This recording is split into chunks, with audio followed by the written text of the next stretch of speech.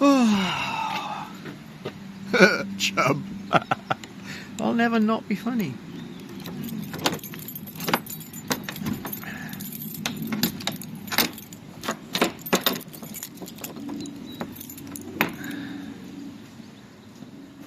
Hello.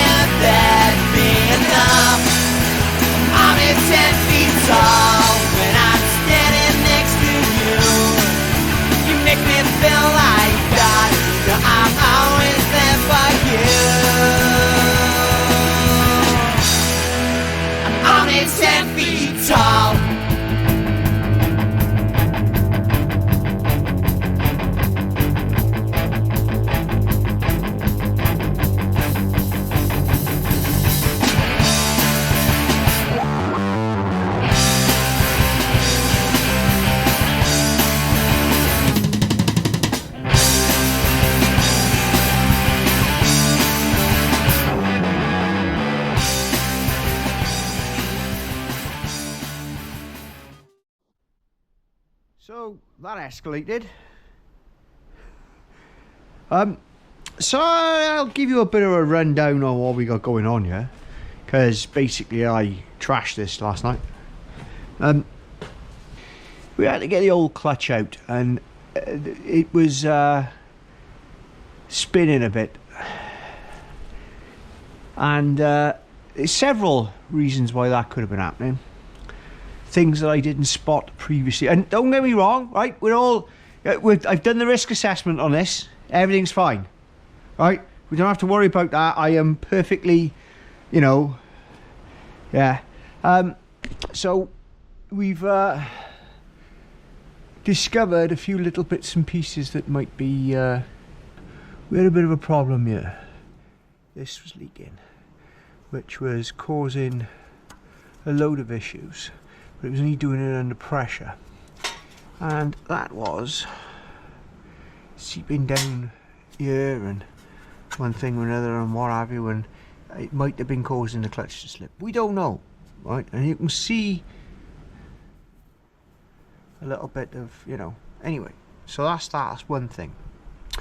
Second thing is we got a bit of a rub there, and I'm going to fix that by hitting the shit out of it with a hammer in a minute.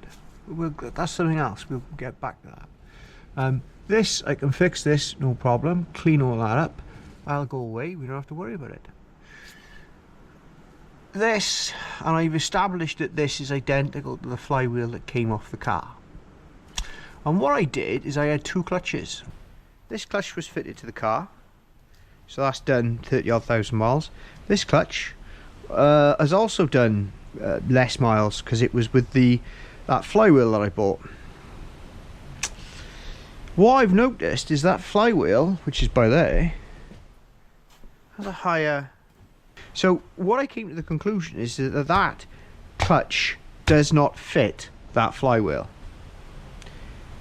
Or at least that's what I'm telling myself, because I've got to the stage now where I'm, you know, and this clutch has done nothing.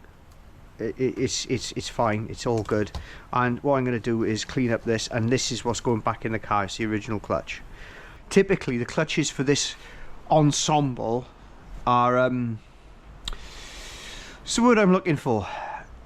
Predictably different. The cross references I have got for this particular clutch setup are specific to the Compets Only and Turismo 180 setup. So it's a specific clutch, and looking at the flywheel and oh yeah, so there we are. And what I'm doing here is, normally you fix one thing, bang it all back in and say, right, okay, try that. It either does or it doesn't work. If it doesn't work, you know it wasn't there. I can't do that with this. I want to be moving on from this now.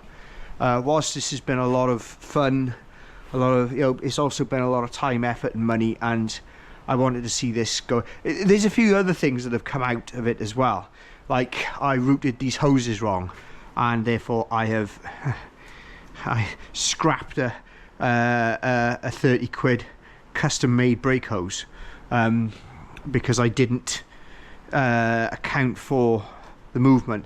Same with these as well, is that I put the standard 290, and I was told use longer ones, but these seem to fit fine, until you realise that they reach the limit when you're at lock and they pull, create and drag on the steering. The only way around that is to increase the length of it, and you can get longer ones, and that's something else that I was told, and I didn't listen to that because I thought these fit fine. But that would explain why the steering's heavier. With now knowing what I know, I should be able to get the box back in, no problem. But we are going to have a quick tidy up and get all this, so because that the original clutch is going back in, and that's after I've fixed all the other little problems that we got. But it's been good. I don't regret this in the slightest.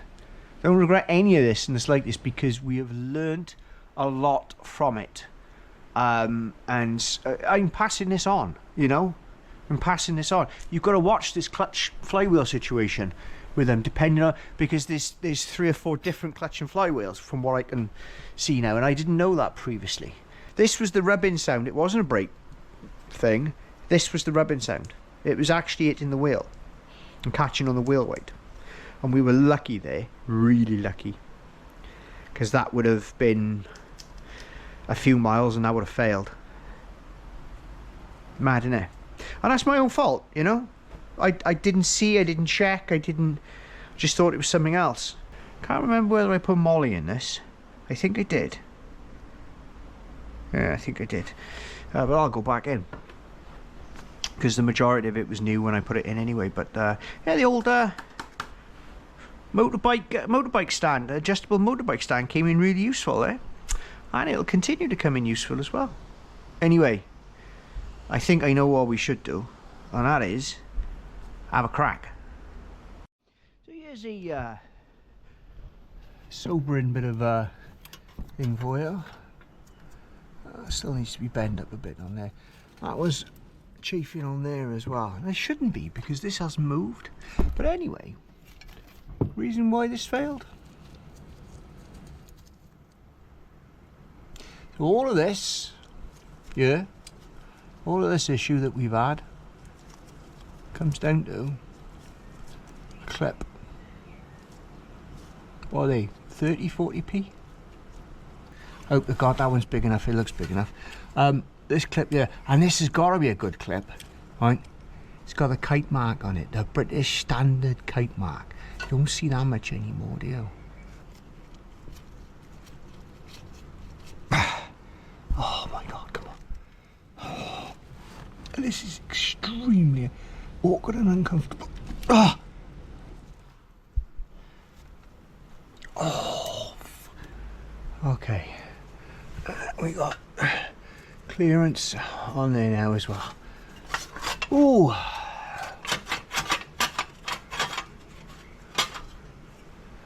That or a pain in the ass.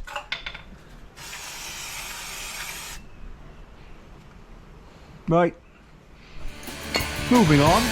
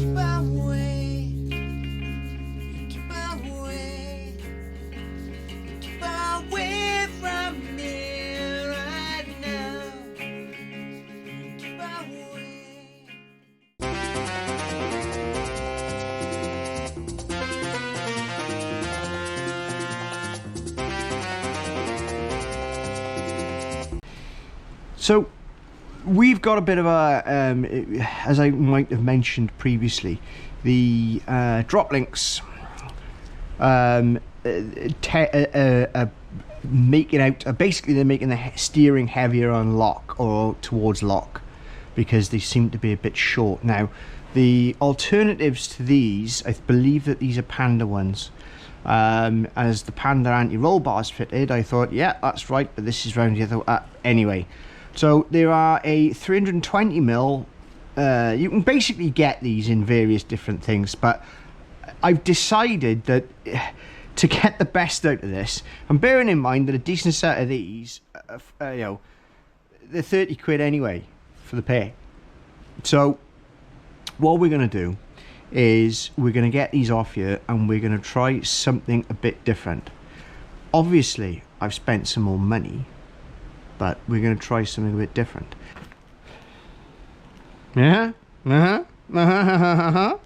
So I'm interested. This packaging is quite interesting. I clearly didn't need to rip that. There you go. Oh, there we go.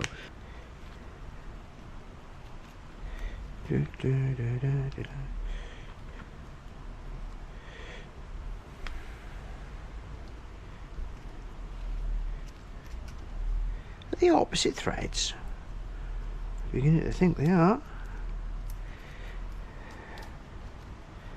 Yeah. Okay.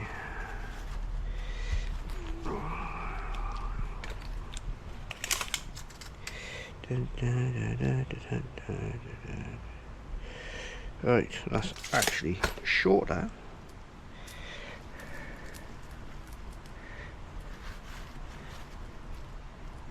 Oh. So now you know what the difference is between the two.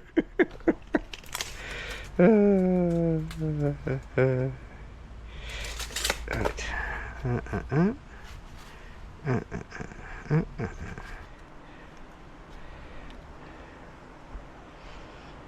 What if we were to put both of them on this side?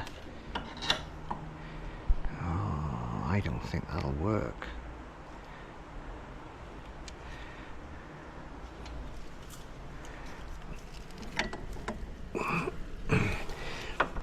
Oh god. Okay.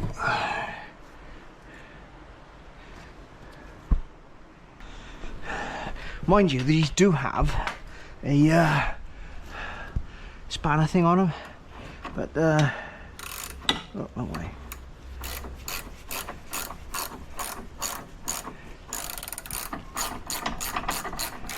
How we spin it?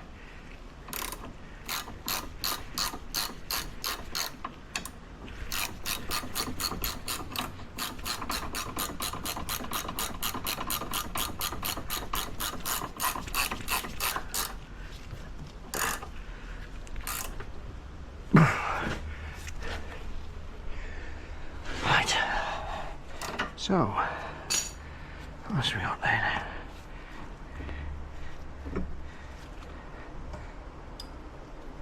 Oh.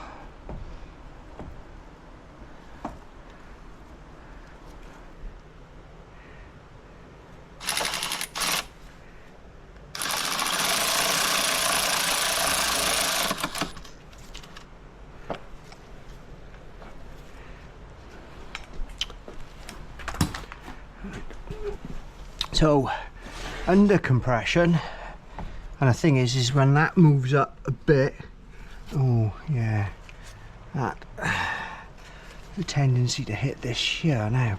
So all we need to do is do that. Now when that moves up, that's going to be out of the way.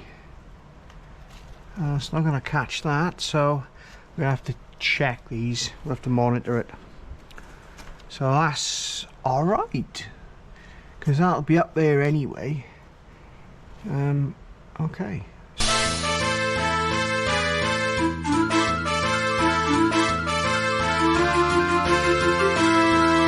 What I'm interested in right now is making sure that everything is buttoned up. So we're going to get underneath it, have a poke, have a look. I'm going to get that under tray off and check everything's actually working, okay? Hey! Man, didn't want to do that. Check everything's actually working. The clutch is, well, let's just say it's quite a bit of work actually. More than I thought it would be. I mean, don't get me wrong. It is clearly designed to take you know, and take the power, and I think obviously when you run something, and I'm trying to find the 10mm, of course I'm trying to find the 10mm, when you run something that is you know, X diameter, the only real way that you're going to increase the force that's clamping the clutch to the flywheel is by putting a stiffer spring in it, and so on and so on and so on, and nothing else has changed. So therefore it's clearly going to be a bit more work to press that clutch in. It's going to need a bit more force, because physics is, you know, physics. And I've clearly lost this 10mm. Oh god. Oh well. That's my evening gone, isn't it?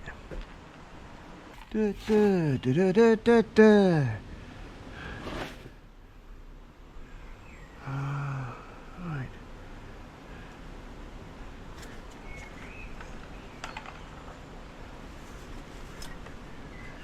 No,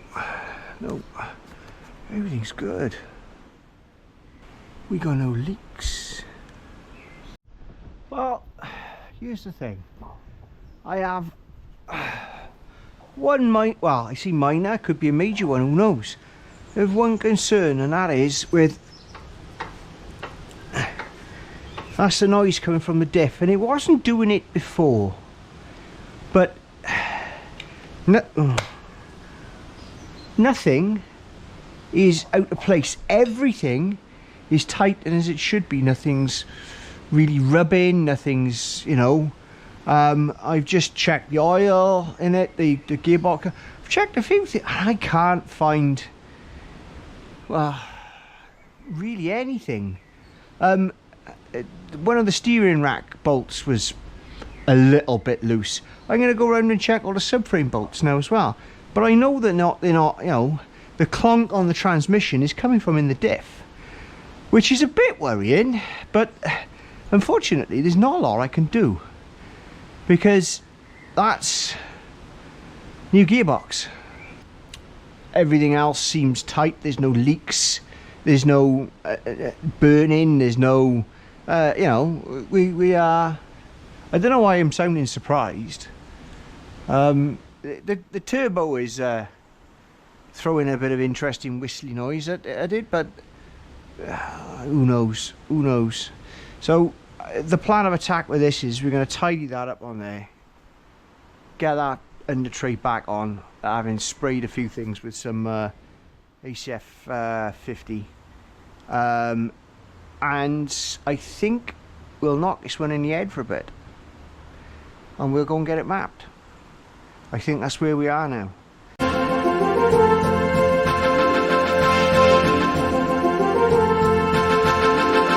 So it's 5:30 in the morning.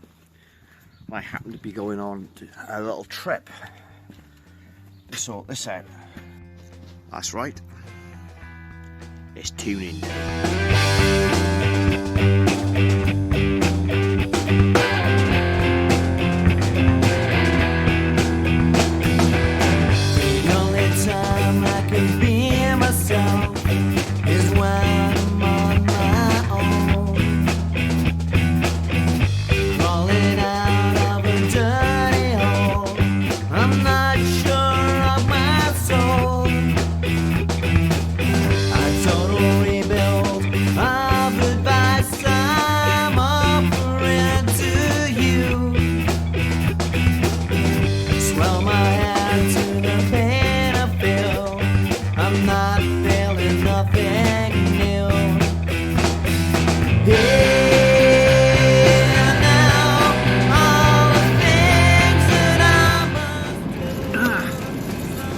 It's still on the back.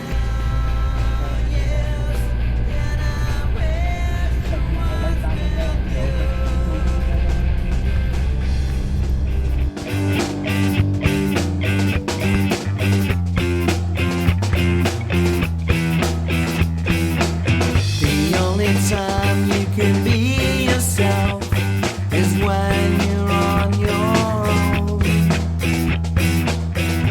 Build your own dirty hole, you're not sure where to go.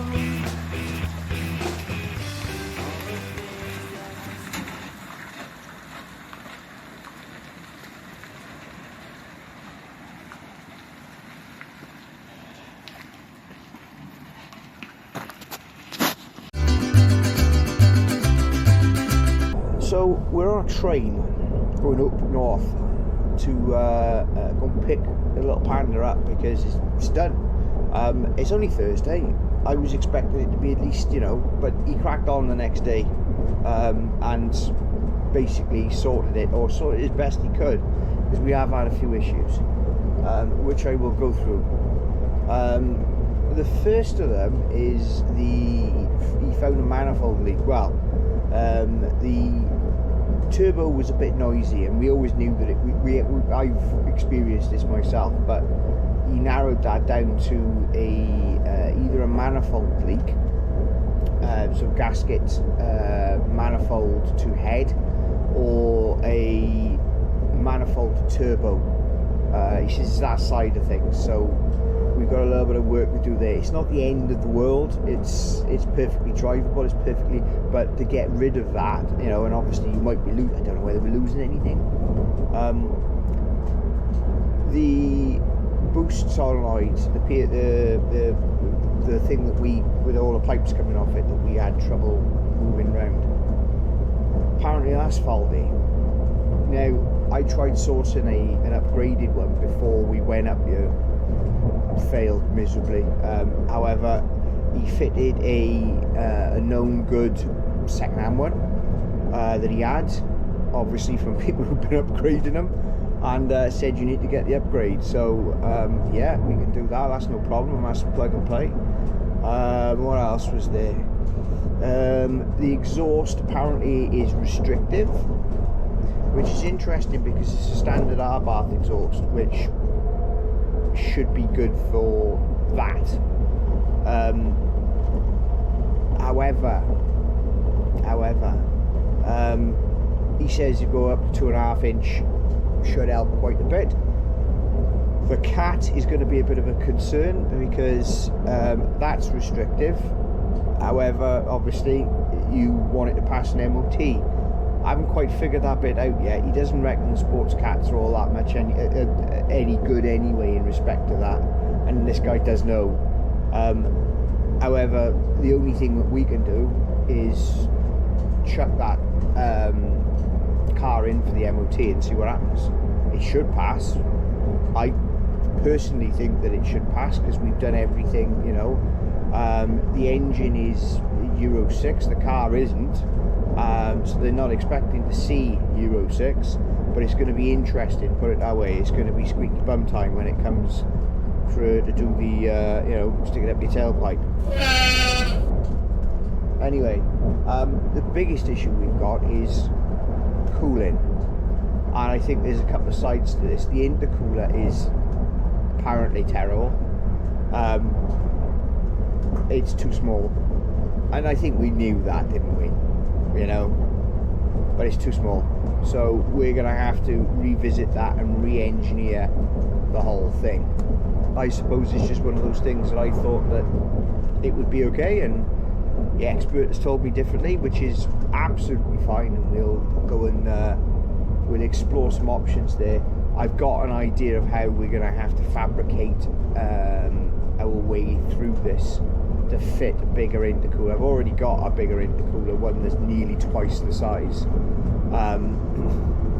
Slightly different configuration, pipes in a different place in the middle of the tanks, and it's definitely a better piece of equipment. It's not basically a Chinese cheap crap thing, but it is going to need a little bit of welding to sort it out.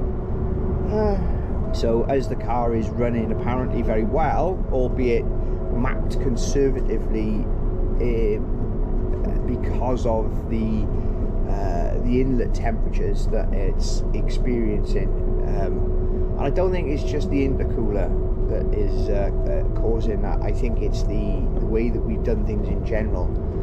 There's not enough cold air getting into the car, and there's definitely not enough hot air getting out. We've got to look at how the engine and how all that air flows through that. There's a lot of things I think that we can do to improve that. But I'm looking forward to picking this car up and getting in it, because the difference is, and even though the headline figure, which I'm not going to go through now, isn't what we thought it was going to be, the car should be significantly more drivable, which is the important bit, I suppose, and it's what I'm looking forward to finding out, is whether what it's like to drive, what it makes you feel like, you know. And I'm looking forward to it, to be honest with you, because that's why we do this, isn't it? Or it should be why we do this. It's definitely not to get in a train at 5:30 in the morning and schlep halfway up the country. You know, I haven't even had any coffee yet. Can you tell? Anyway, I've got no idea where we are. There's trees. Of course. Right. You know, I'm a bit disappointed, to be honest with you. Been up north for a while now. I'm currently in Bolton. Yeah, Bolton train station. And I haven't seen one guy in a flat cap or any whippets. Really? I mean, sun's out as well, which is also odd. I expected it to be raining.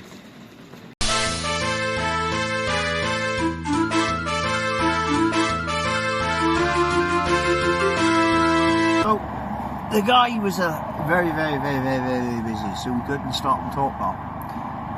But we have a very, how do I describe this? It's very nice. He's mapped it to be very drivable. So whereas before it was taking a bit to kick in and it was all over by 6k, this thing is now on it pretty much. However, we have dropped things kind of back a bit to keep the temperatures down. The intake temperatures here are up around about, well, we hit 44 when I booted it. We've got to knock quite a bit off that. But we've got something to work towards. We've got a leak to fix, we've got that manifold leak, we've got coolant to sort out. We're going to need some fuel. It'll crack me up because you use nearly half a tank of fuel tuning it.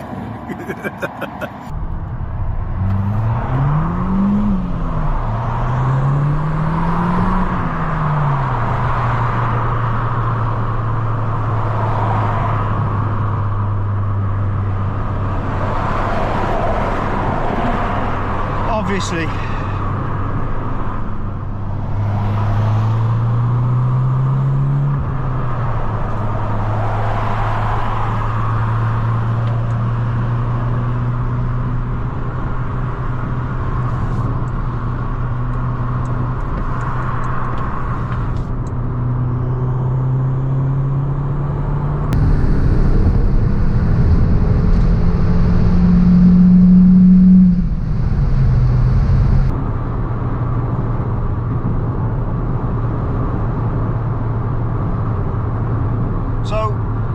Appraisal of what we got going on in terms of the way this is driving.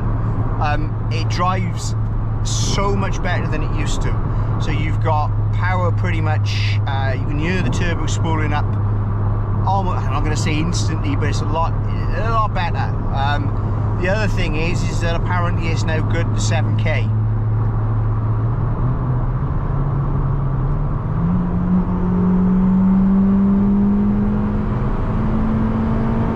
Yep. So that's third. No, sorry, can't say that. It also appears to be doing better on fuel. Because it wasn't great before, but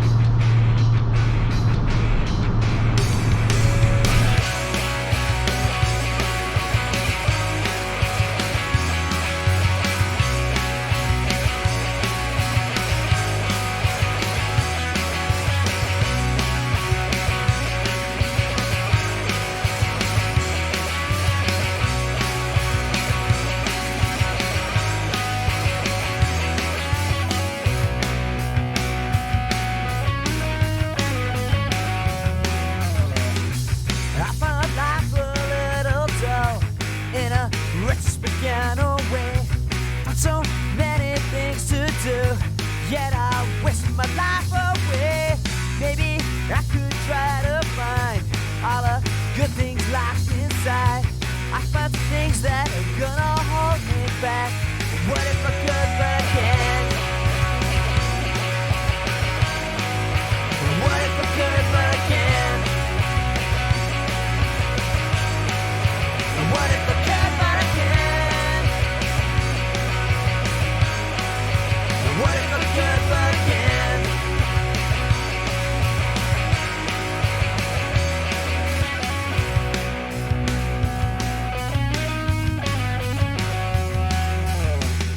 Now I find life a little tired, 'cause all I do is sleep. Yeah, I know what I gotta do. I know what I gotta keep. Maybe I could try to find all the shit that's locked inside. I kill all the things that hold me back. And what if I could, but I can't? And what if I could, but I can't? And what if I could, but I can't? And what if I could, but I can't?